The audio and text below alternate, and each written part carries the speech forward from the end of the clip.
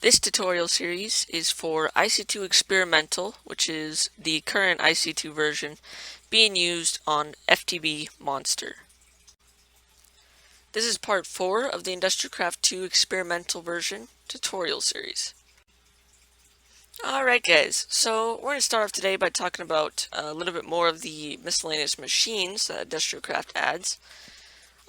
So the first two that we're going to talk about is the electrolyzer. The first one that we're going to talk about is the electrolyzer. And that is made from 4 copper cables, an electronic circuit, 2 empty cells, and a basic machine casing. Okay, so what these can do is they can turn water cells into electrolyzed water cells, and vice versa. Now, it will only electrolyze when adjacent storage device, which would be the MFSU in this case, is 70% full, and it will discharge if it's 25% full or below. So it will not have power loss when you do this process, which I'll show you in a sec. But better storage has less energy loss. In previous versions, it will have power loss, and better storage will give it less energy loss. An electrolyzed water cell stores 20,000 EU. So it's kind of like a sort of battery version, or a different version of a type of battery. So the first things first, this one is more than 75% full, or 70% full as you can see. And so putting a water cell in the electrolyzer will start to fill up this buffer here. And that will turn into an electrolyzed water cell. So now once that's done, we get one of these, and we can put that into a electrolyzer again next to a power source that's less than 25% full. And that will then discharge. If you put it on the right side, it will discharge the 20,000 EU it was storing, turn it into a water cell, and put that into the storage unit next to it. Now it does it really slowly, as you can see, and it's kind of an interesting way to have mobile power, but it's something that you can do if you want to. Let's quickly turn it to daytime. And so that is the electrolyzer. Now the next thing we're going to talk about is the magnetizer. The magnetizer can magnetize iron fences to make a really fast working ladder type thing. Now the player must wear metal boots for this to work. The magnetizer will not sit, or will sit idle, not consuming EU until player uses the ladder. So once you use it, it will consume EU. Now, it will power 20 fences above or below the magnetizer, which could make a 41 block ladder. It uses 2 EU a tick while propelling the player. Now it has a 100 EU plus 15 per fence attached to it storage, and it has a max power of 32 EU per packet. It's made from 6 redstone, basic machine casing, and 2 iron fences. Now the different forms of boots that you can wear for this to work is iron, gold, bronze, and nano suits or quantum suits. Now we'll talk about both of those a little bit later on. So let's just quickly put on some iron boots, and we'll walk up to this, and we jump. You have to be next to the actual fence. You can see it propels me straight up in the air. Now you gotta be careful because this can hurt because it shoots you quite a bit farther than the actual fence itself. But it is an extremely fast way to get up an area, which is pretty cool. Now the next thing we're gonna talk about is the personal safe. Now the personal safe is mainly used for SMP. Its storage capacity is 54, so the same as a double chest, as you can see. Once placed, it will bind to the first player that opens it. So basically, it's placed, I opened it first, it is now my safe. Nobody else can open it. Once bound, only the owner and the server operators can open or break it. The safe can be removed by a wrench when the safe is empty. So the safe, when it has stuff in it, it cannot be removed by a wrench. It is made with a basic machine casing, an electronic circuit, and a chest. Alright, so now we got the Trade-O-Mat. Now, the Trade-O-Mat is used to safely trade items with other players on SMP. So it's made with 2 chests, basic machine casing, and 3 redstone. Now you can see its interface can be a little bit complicated looking for a second, but it's actually pretty easy once you get the hang of it. So what you're going to say is you'll have what you want, and you can see where it has this little like locked icon. That's where you choose what you want. So say I want 1 diamond, and people have to give me, or I'm giving people 8 gold for 1 diamond. Okay? So now what we do, we put gold in the chest in inventory next to the Trade-O-Mat. You have to store the gold. That will be given to players. Now players will not see this. Only you will see this section right here. They're going to see this. It's also going to show them what you want. Or it's gonna show this, but they're not gonna be able to edit this, is what I mean. So let's give him a diamond. I'll give him another diamond, because I'm a nice guy. I'll give him all the diamonds. Now you can see it ran out. It tells you how many trades it's performed. And you can see the diamonds went into the chest, so the guy that made this gets his diamonds. However, I cannot use any more because you can see it's out of stock. However, if we refill this stock, you can see it's now got 56. And we can get more gold and give him more diamonds. So it's a really nifty way to safely trade with other players on SMP. And now we have a different version of trading, the IndustrialCraft2 So this is used to safely trade power with other players on SMP. It will not transfer energy until the payment is received. So even if they put like a energy storage thing or a cable or anything like that in here or next to it, it will not trade or transfer any energy until the payment is received. Now it is made with 2 copper cables, an RE battery, 2 redstone, and a basic machine casing. Now you're going to need to supply this with energy so that the players can give you stuff for the energy. So let's say I will offer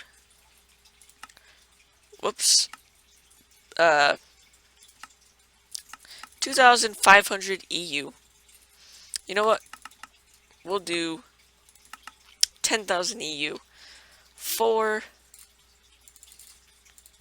5 diamonds. Okay? So now the player would come up to here and he'd say, okay, I'll put my battery here and I'll give you 5 diamonds. And you can see it's now transferring 10,000 EU into the RE battery. Now I'm going to quickly grab another one and show you that if we offer less, because that's going to be just enough to fill the battery. So if we offer 5,000 and we give them the amount, it will not go any farther. It will stop at 5,000. As you can see there. And the diamonds, as always, are put into the adjacent inventory. And that is the way to trade energy with other players on SMP safely. Next thing we're going to look at is the Luminator. Now, the Luminator provides light from EU. It has an internal energy storage of 10,000 EU, and it uses 0.25 EU per tick, which is equivalent to 2 days of light. And it must be charged by a cable. It will not work if it's directly connected to a storage device. Okay? So you can't put it directly connected to a bat box. You have to attach it to a cable. When attached though to a cable, it will create a full like block looking thing.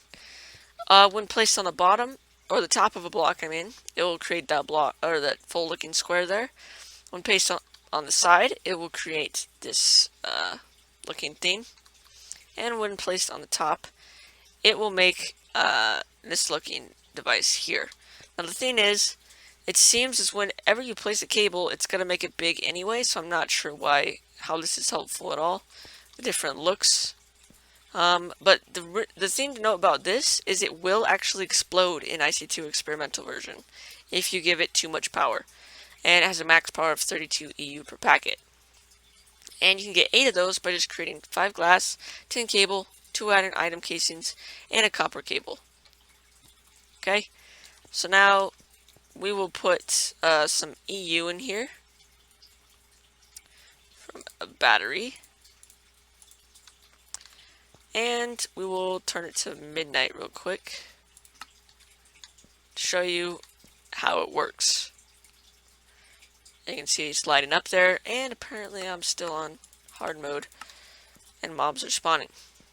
But as you can see, it lights up a nice area, and it looks pretty cool as well.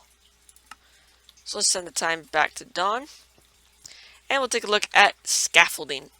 Now, scaffolding can be used as a ladder on all sides. You can climb up it on all sides, and it can be built up from the bottom block. Breaking the bottom block will bring down the entire tower of scaffolding. It's made by just 3 oak wood planks and 3 sticks, and that gives you 4. So what it means by building from the bottom block is I can right click or left click this scaffold if I'm not in creative mode, and it will build straight up. So it's an easy way to create a ladder. Now another thing is if you break the bottom block, it all falls down, and so you can use that for building tall structures a lot more easy than using regular ladders. Okay guys, now we're going to talk about some tools that you can make. Alright, so the first are the bronze tools, which are slightly more durable than iron, but slower. Bronze armor gives the same points of protection as diamond, and has the same durability and enchantability as iron armor. Okay, so bronze tools are just made the same way normal tools or armor is made, except for with bronze ingots instead. You can see you can have all these different tools in bronze, and they're really useful, especially the armor being as good as diamond. Alright, so next thing you're going to want to know is how to make a small power unit. That is from electric motor, 2 iron item casings, 2 uninsulated copper cable, electronic circuit, and an RE battery. Now, the electric tree tap is the first tool we're going to talk about. It works the same as a normal tree tap, except that it uses EU to function and has a 10,000 EU energy storage. And as you can see, it's made from a tree tap and one of those small power units, and it basically can be recharged in any kind of stationary power storage. So now we got the electric wrench, which works the same as the normal wrench except for 2 differences. 1, it also uses EU to run, and 2, it has 2 different modes to remove a machine. Lossless mode and lossless mode enabled and lossless mode disabled. Lossless mode disabled has a low power usage, but still has that chance to lose the machines as the normal wrench does. So when you wrench a machine with the default wrench, you have a percentage chance of only getting back the machine casing instead of the actual machine. However, with the electric wrench, if you put it on lossless mode enabled, then it uses a lot of power, but it has a 0% chance to lose the machine. As you can see, that's made from a wrench and a small power unit. Now we have the electric hoe, which works the same as the normal hoe, except it uses EU to run, and has a 10,000 EU energy storage.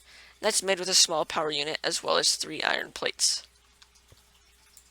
The next thing you're going to want to know is how to make the regular power unit. That's from 2 iron item casings, electric motor, electronic circuit, 2 uninsulated cable, and 3 RE batteries. So basically the same as the other one, except for adding 2 more RE batteries. So now you want to know how to make the chainsaw. The chainsaw can be used as an axe, or shears, or a weapon. It drops leaf blocks when used on leaves, so it works as shears in that way. And it does 4.5 hearts of damage to mobs, which is quite a bit. Has a 10,000 energy storage capacity, and it's made with a power unit and iron plates in a pattern like so. Now the mining drill is the next tool we're talking about, and this is used in the miner, and it is equivalent of the iron pickaxe and shovel. So it uses EU to run as well, and the diamond drill and iridium drill recipes are bugged right now. So the way you make the mining drill is from a power unit and iron plates in a pattern like so.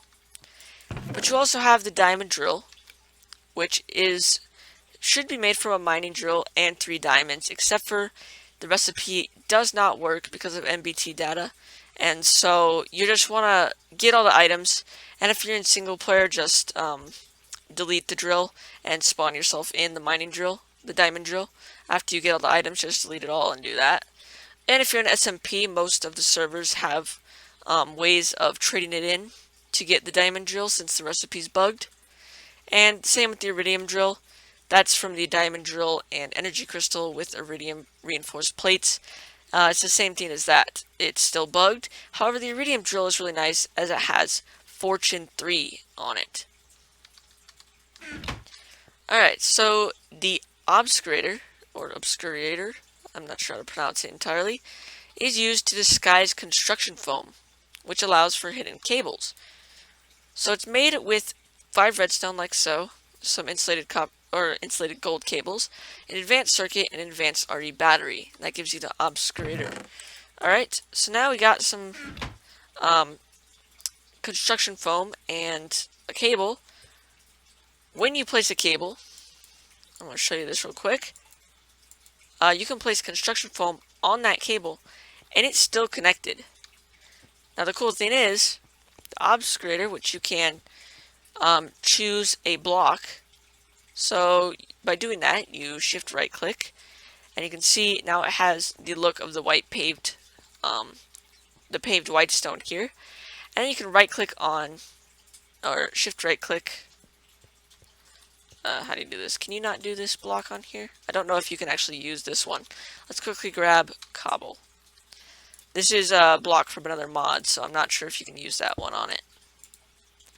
Okay, so now what you can do... Whoops, that did not work.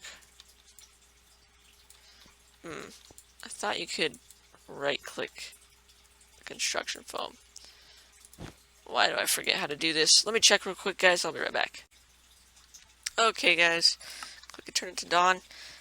So, I forgot it's actually hardened construction foam that you can do stuff with. So, the way to do that is either to wait for it to harden, or you can right-click it with sand, and you can see it turns into hardened construction foam there.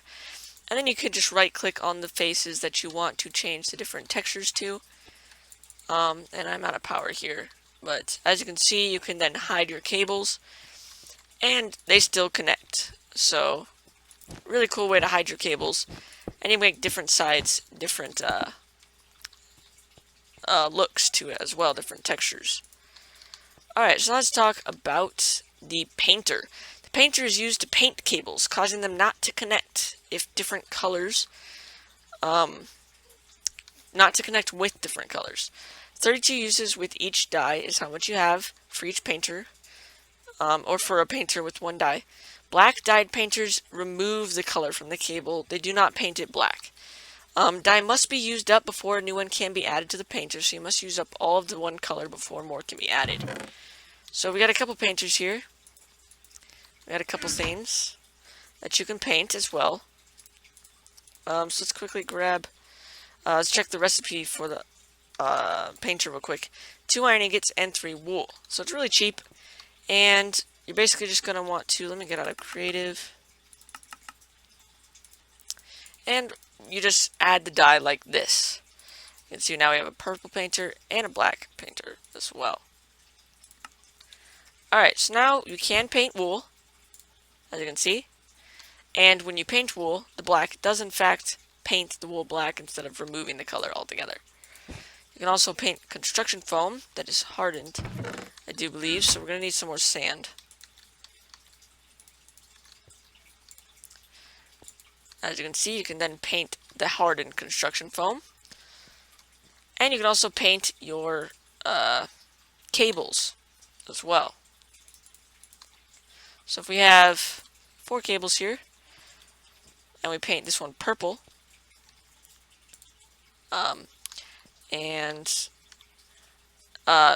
cables that don't have colors will connect with any cable. However, if 2 colors of the same cable are next to each other, they will not connect. Now black, as you can see, removes the color on the cables. So it's a pretty cool way to make different things different colors, as well as making your cable system's a lot more compact. Alright, so now let's talk about the toolbox. Toolbox basically just stores tools. It's made with 5 bronze item casings and a chest. And you can see you just right click it in your inventory, you got a certain amount of slots, and that's where it's going to store your tools. So it's really nifty way to store all your tools that you have made so far. So now we're going to talk about the mining laser. Now the mining laser is pretty interesting. It has multiple modes for mining. First, it can just use the normal mining mode, which is just a normal beam shot that mines some blocks. You have low focus mode, which is a very short ranged beam shot. And you have long range mode, which is a long range beam shot. Then you have scatter as well, which is 25 beams in a 5x5 square. You have explosive, which explodes, the beam explodes upon touching a block. And you have horizontal, which basically means the beam will travel perfectly horizontally with the same distance as the mining mode. Superheat means if the target can be smelted, then the smelted product will drop instead of a normal drop. Okay, so it's made with energy crystal, 2 redstone, advanced circuit, and 4 advanced alloys. So now I'm going to show you the mining laser in action.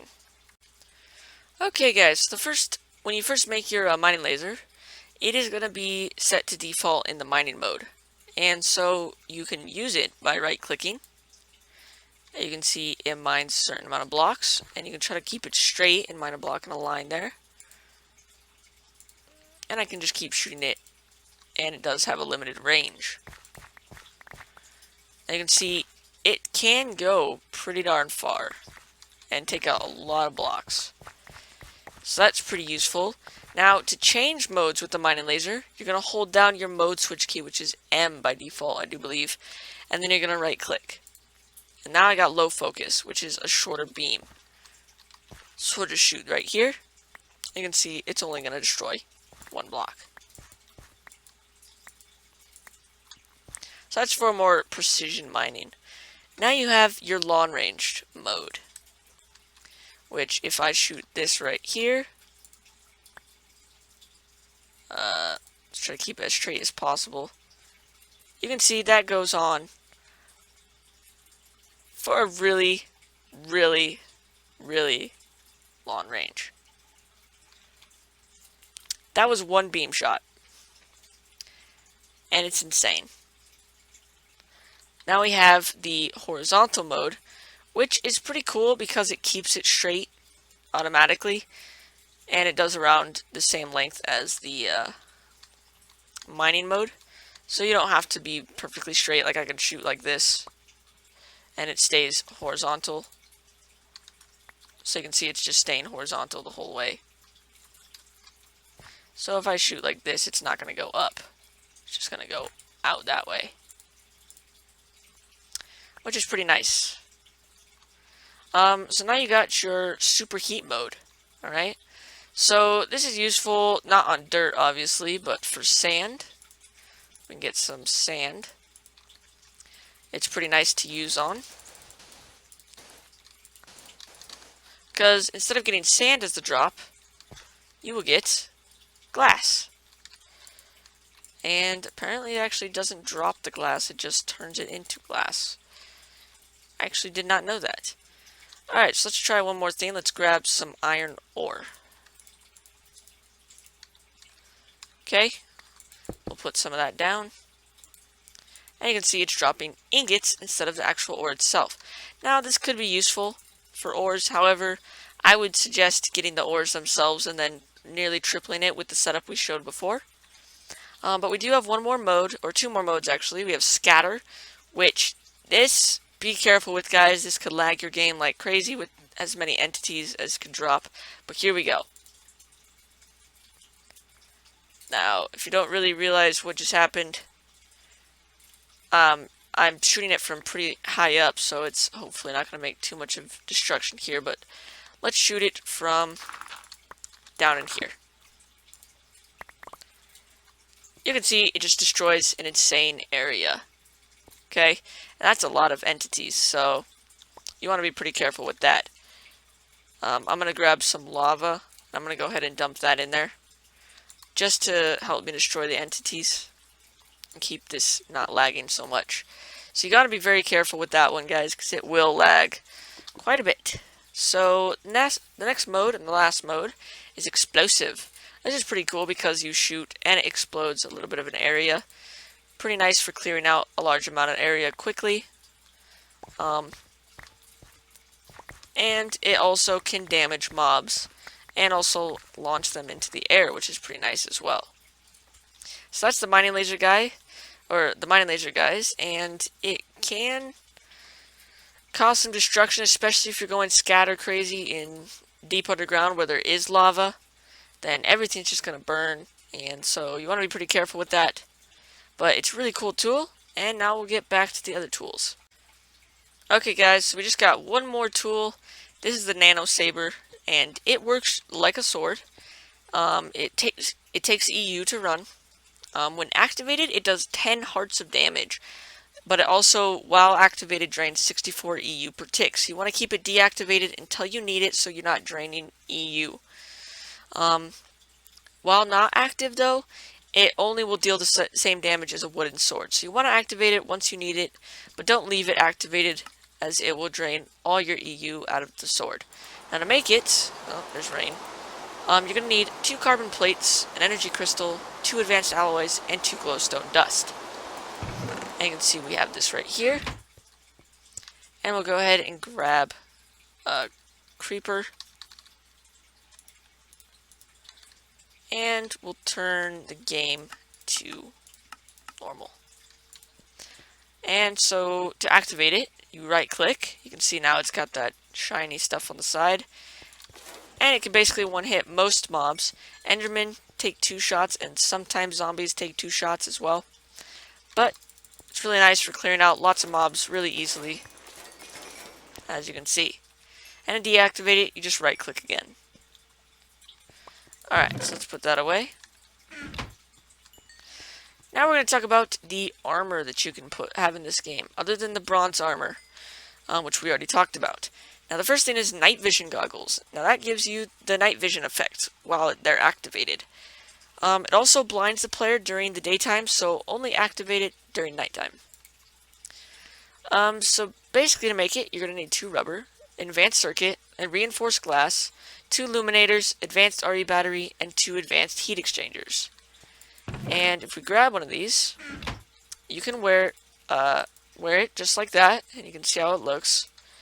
But you could also use it in another recipe, the nanosuit helmet.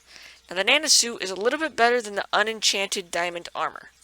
However, it can't be enchanted, so enchanted diamond armor can be better, and probably is better than the nanosuit depending on what enchantments you get. It uses EU when attacked instead of losing durability. And the helmet also has the effects of the night vision goggles because it uses that in the recipe. As you can see here, 4 carbon plates, night vision goggles, and an energy crystal. Okay? So when you put this on, to activate them, I believe... I'm trying to remember the exact command. It's going to be in controls. That's going to tell you how to activate them. Let's go to IndustrialCraft, and you'll see you want to use your, I believe, I can't remember how to activate it. I'm going to quickly check that real quick. Okay guys, so to activate them, you're going to use your IC2 Alt key and your mode switch key to switch between on and off. Alright, so we're going to quickly change it to midnight, and we're going to hold down minus left Alt and M, and you can see it's activated, and now we have night vision, which is really nice. However, if we put it to daytime, we have blindness, so that's not so cool. So you want to only use it at nighttime, and be sure to turn it off in day, because then you'll be able to see at both times. Pretty nice. Really cool feature. Now, the rest of the nanosuit is crafted with carbon plates, energy crystal, and there were patterns like so. And each piece holds 1 million EU storage. So that's the nanosuit, which is pretty neat. Now we have the backpack. The backpack can be worn and stores 60,000 energy units. When worn, it recharges tools after each use. So you can wear the backpack on your chest piece slot, which is made like so, 3RE batteries, or 6RE batteries, and an oak wood plank and electronic circuit. Makes a backpack. Now, the backpack can only recharge low tier tools, so like drill, normal and diamond drills, chainsaw, wrench, tree tap, and a hoe. Now, basically, you just put it on your chest piece here, and as long as it has charge, every time you use your tool, it will recharge it, which is pretty nice, giving you a lot more use out of your tools. Now, the advanced backpack is an advanced version of the normal backpack. It stores 600,000 EU and works with tier 2 tools. And that can be crafted with advanced RE batteries, a copper item casing, and electronic circuit. The energy pack is the highest tier of battery packs. It stores 2 million EU and can charge all tiers of tools. Now it has 4 iron item casings, 2 energy crystals, and 2 advanced circuits to craft. Now we have the CEF backpack, which stores construction foam to be used by the CF sprayer. It is filled just like the CF sprayer is in the canning machine with the pump. And it is made with 4 empty fuel cans, which are just tin plates, an iron item casing, 2 CF sprayers, and an electronic circuit. Now, the composite vest gives 9 points of armor, which is better than diamond. It also lasts much longer, and is more resistant to explosions. It can also be repaired and enchantable. It's enchantable, so you can enchant it, repair it, and it's way better than diamond in a lot of things. Its durability is 800, and it's repaired with advanced alloys in the anvil for 200 repair points each. Now it's crafted with 6 advanced alloys, a leather tunic, and an iron chest plate. So it's a really good, cheap armor piece that's really, really, really helpful. So the next thing you can have is a solar helmet. The solar helmet slowly charges any EU containing device worn in the chest slot. So combine the solar helmet with a battery pack and tools. Your solar helmet will recharge your battery pack, and your battery pack will recharge your tools, which is really helpful. Now, it charges at 1 EU a tick during the day and night, as long as there is a clear view to the sky and it's not raining or thunderstorm. It doesn't provide any armor points, however, and it is worn on your helmet slot. So, unlike the solar panel, the solar helmet works during day and night, but it has the same charge rate as the solar panel. Now, it takes 5 iron ingots, a solar panel, and 3 copper cables. Another thing that's pretty cool for charging stuff is static boots, which can charge EU items in the chest slot as well at 1 EU for every 5 blocks walked. It also doesn't give any armor points. It's made with 4 iron ingots, a wool, and copper cables. So this will charge your items in the chest slot just by walking. Now, one of my favorite things in IC2 are the jetpacks. Now, jetpacks, the regular jetpack can use fuel to give the player flight. It also has a hover mode, which is really nice. It makes you less likely to take fall damage. And it can be fueled in a canning machine with coal fuel or biofuel cells. A fully fueled jetpack will fly for around 60 seconds, so not very long at all. However, it does have a max height limit of 245. And it's made with 4 iron item casings, electronic circuit, 2 redstone, and an empty fuel can. And you can fuel that in the canning machine with biofuel cells or coal fuel cells. Now, the electric jetpack is way superior to the normal jetpack. However, its max height is only 185, so you gotta be careful about that, but really, when you're gonna need more than that. Now, it runs on EU instead of fuel. A fully charged electric jetpack can fly for 215 seconds in the normal mode and 375 seconds in hover mode. Now, this goes on your chest slot, so that means that the solar panel or the static boots, the solar helmet or the static boots can charge it, which is really nice. Now it's crafted with 4 iron item casings, advanced circuit, bat box, and 2 glowstone dust. Alright, so now we got the last bit of armor here, which is the quantum suit armor, the most superiorly expensive and powerful piece armor in the IndustrialCraft mod. Now, it is super powerful, super expensive, and each piece gives special effects when worn. Each piece can also store 1 million EU. So the quantum suit helmet removes status effects, which is like poison, radiation, or wither. Replenishes underwater breath, so you have infinite breathing underwater. Replenishes your food bar by using canned food from your inventory, so it automatically feeds you as long as you have canned food in your inventory. And it also has night vision. And it is crafted with 2 advanced circuits, a scuba helmet, a nanosuit helmet, 2 reinforced glass, 2 iridium reinforced plates, and a lapotron crystal. Alright, so the quantum suit body armor includes a quantum jetpack, which is you can use to fly, which also has hover mode, and it absorbs a large portion of incoming damage. It's the big defense part of the suit. And that is crafted with electric jetpack, nanosuit body armor, lapotron crystal, 4 iridium reinforced plates, and 2 advanced alloys. The quantum suit leggings allow the player to sprint 3.4 times faster than normal, even when in water. And that is crafted with 2 glowstone dust, 2 basic machine casings, 2 iridium reinforced plates, nanosuit leggings, and a lapotron crystal. Quantum suit boots allow the player to jump 9 blocks high, and they also negate fall damage from any height. Jumping while sprinting will launch the player twice as far. So that takes 2 rubber boots, lapotron crystal, nanosuit boots, and 2 iridium reinforced plates. And you got a full set of quantum suit armor. And you can see that's how fast I'm running. Because I'm in creative mode, things are going to be a little bit different, so let's turn to survival. You can see, don't seem to be jumping high for some reason. I might be negating that somehow with something. But you can see just how fast I'm running. And it also has night vision, which you can turn on the same way. And I believe there's a way to activate the jetpack as well. I'm trying to remember how. I'll quickly check and I'll be right back. Okay guys, so you're going to use your IC2 boost key, which was bound to left control for me, and that was conflicting, which is why it wasn't working before.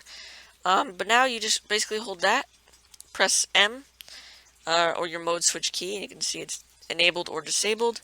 Then you can fly. Now I'm really high in the world because I'm on a flat world, so it's not going to fly very high at all. But you can also change the hover mode by being in the middle of flight and pressing the mode switch key.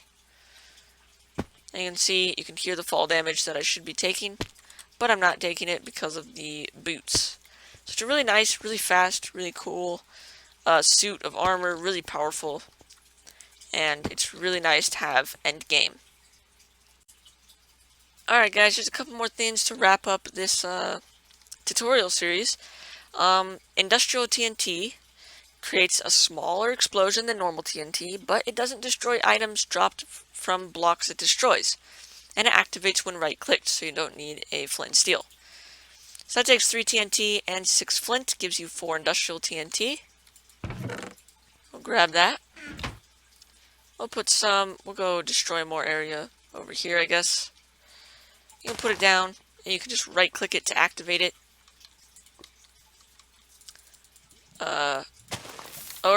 Left-click it, sorry. You just basically punch it. It's kind of like the older version of TNT. And you can see, unlike normal TNT, all the items that it destroys in its area drop. So it's not destroying any items at all, which is nice. Alright, so next thing we have is dynamite. Now, dynamite is placed in the world as a block, and when broken, drops an item entity that explodes and destroys a 1-block radius around the dynamite. It will also not destroy items dropped by the blocks it destroys in the blast.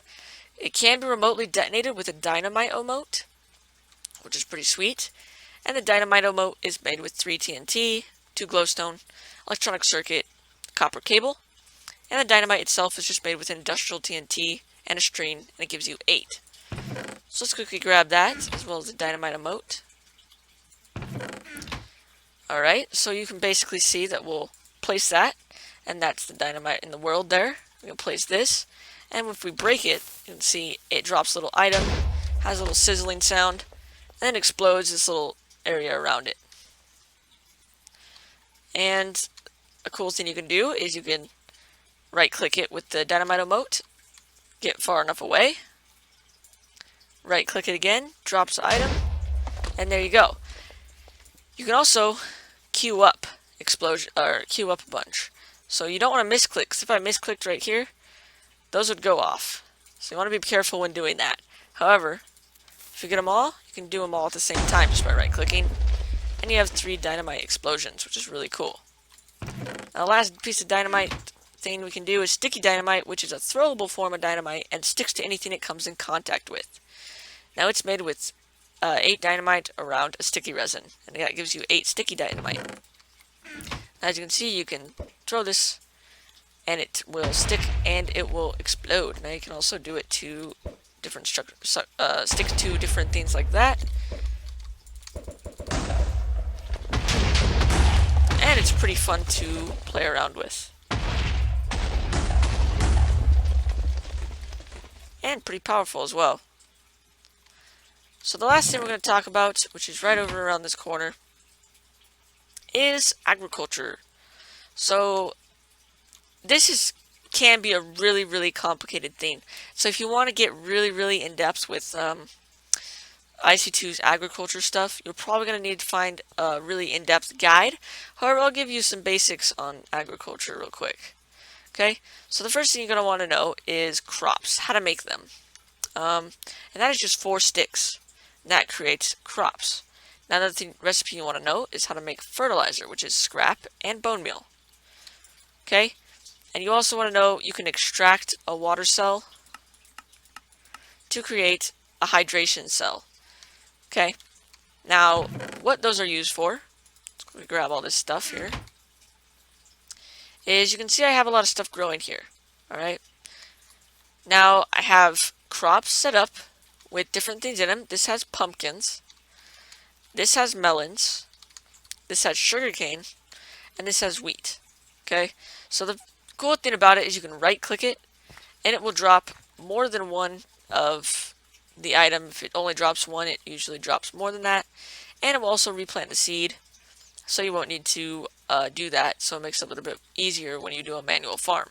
You can see I got 3 sugarcane there, got some melons, and I got 2 pumpkins, and those will just keep growing back, which is just already a really cool feature to have those crops.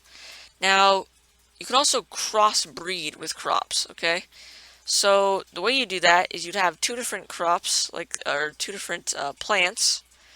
And let me quickly grab some more crops. We'll just throw that away. You'd have 2 different plants in these crops, so I'd plant some pumpkins here, and I'll have wheat here. And then you make another crop by placing 2 next to each other, and you'll have this middle section, which is like this section that you'll get your crossbred plant. Now there's a bunch of different things you can make with this. You can eventually get redstone and iron and all that stuff. Some really crazy things you can then start to farm. But that's really going really in depth on how to exactly get certain things. So if you want to know that, you can check guides or you can just experiment for yourself. So that's the crossbreeding. Another thing you have to watch out for, though, is you can see these crops have nothing in them except for weeds. So weeds will grow in crops that have nothing in them, and the crops that have nothing in them will also make blocks around it turn into dirt and no longer tilled soil, and as well have put grass on it as well. Now the different things that these do is hydration cell. If you have a plant that's not near water, you can just right click on that and you can add some hydration to it. Fertilizer is used to, you can put it on your plants to speed up their growth. as well.